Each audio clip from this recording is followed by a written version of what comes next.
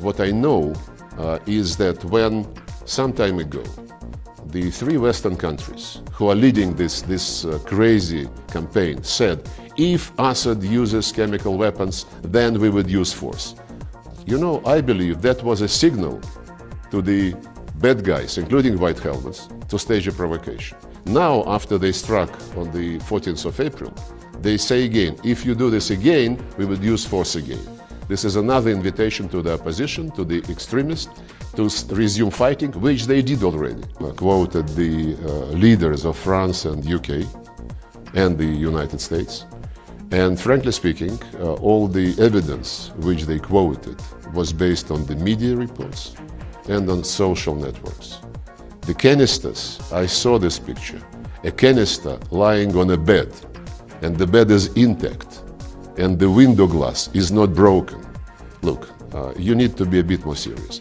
Can you explain to me why strike the day before OPCW is going to move there and to verify the fact which they assert was a fact? There is a channel existing between the Russian and the United States military, both between the capitals and on the ground in Syria.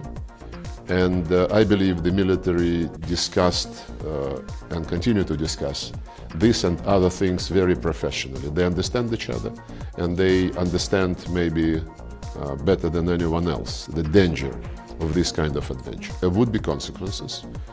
We lose basically the last remnants of trust to our Western friends, who prefer to operate on the basis of very weird logic.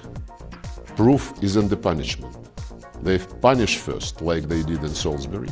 Then they wait for Scotland Yard to finalize the investigation.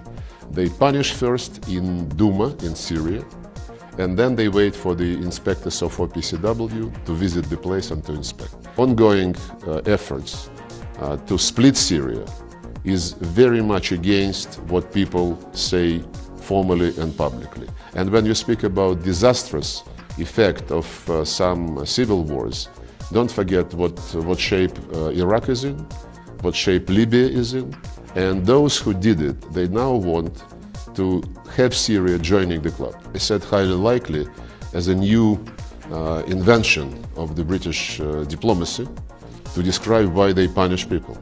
Because these people are highly likely guilty.